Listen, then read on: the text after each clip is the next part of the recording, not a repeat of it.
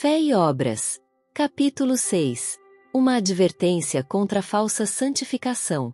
De um relato da Assembleia na Suécia, em meados de junho de 1886.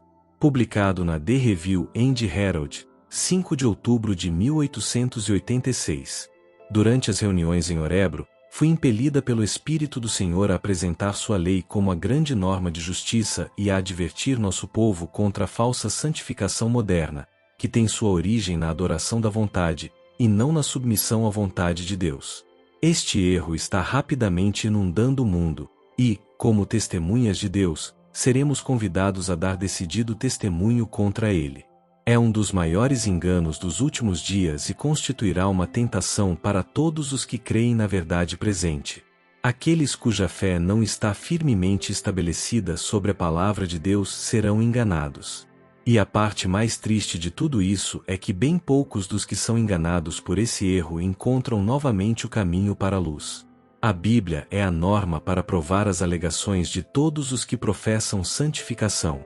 Jesus orou que seus discípulos fossem santificados pela verdade, e ele diz: a tua palavra é a verdade. João 17, verso 17, ao passo que o salmista declara: a tua lei é a verdade. Salmos 119, verso 142. Todos aqueles a quem Deus está guiando manifestarão elevada consideração pelas Escrituras nas quais é ouvida sua voz. A Bíblia ser-lhes-á útil para o ensino, para a repreensão, para a correção, para a educação na justiça, a fim de que o homem de Deus seja perfeito e perfeitamente habilitado para toda boa obra.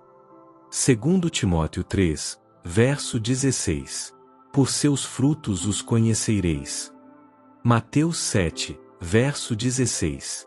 Não precisamos de outra evidência para formar juízo sobre a santificação de homens, se tiverem receio de não estar obedecendo a toda a vontade de Deus, se diligentemente prestam atenção à sua voz, confiando em sua sabedoria e fazendo de sua palavra o seu conselheiro. Então, embora não façam alarde de bondade superior, podemos estar certos de que estão procurando alcançar a perfeição do caráter cristão.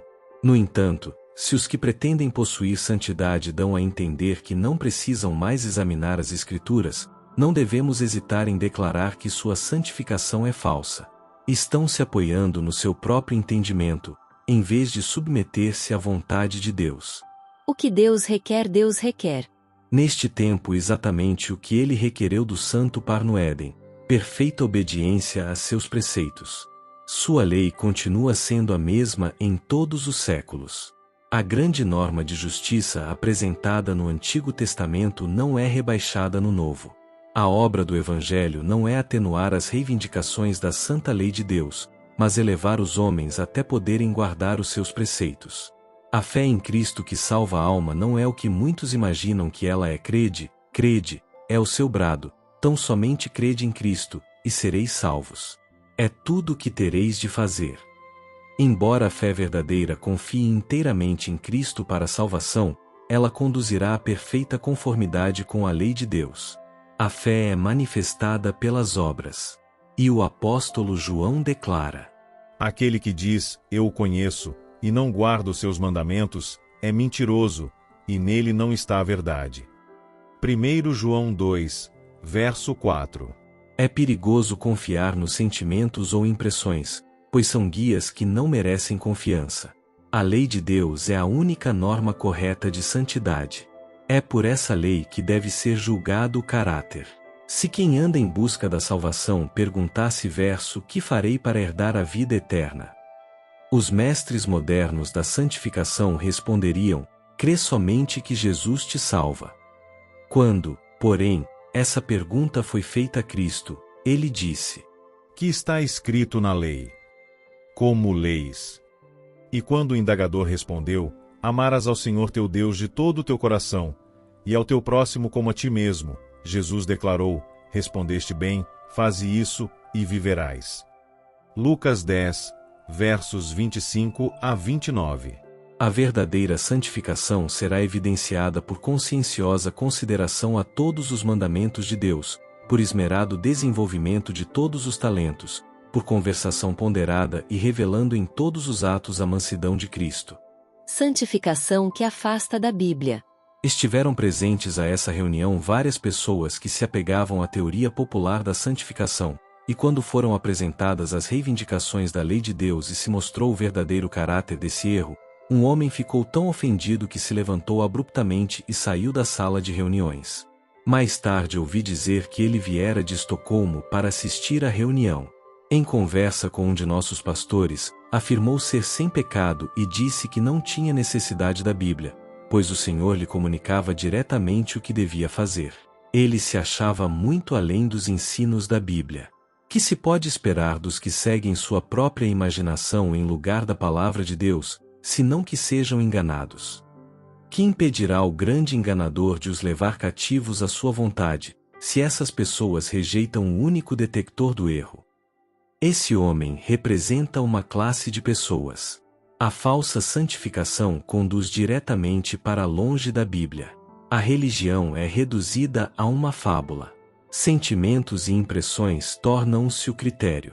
Conquanto pretendam ser sem pecado e se gabem de sua justiça, os que alegam possuir santificação ensinam que os homens têm permissão para transgredir a lei de Deus e que os que obedecem a seus preceitos caíram da graça. A lei de Deus provoca a oposição e a ira dessas pessoas. Assim é revelado seu caráter, pois a inclinação da carne é inimizade contra Deus, pois não é sujeita à lei de Deus, nem, em verdade, o pode ser. Romanos 8, verso 7.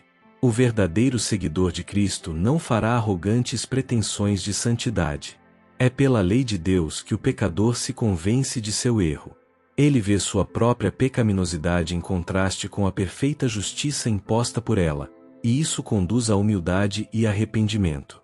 É reconciliado com Deus por meio do sangue de Cristo, e, continuando a andar com Ele, obterá mais clara compreensão da santidade do caráter de Deus e da natureza abarcante de seus requisitos.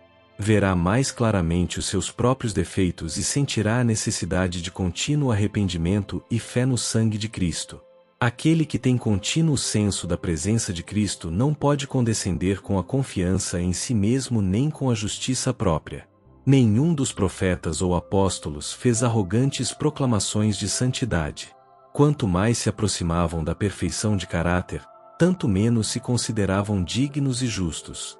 Aqueles, porém, que possuem o menor senso da perfeição de Jesus, aqueles cujos olhos são menos voltados para Ele, são os que têm as maiores pretensões de perfeição.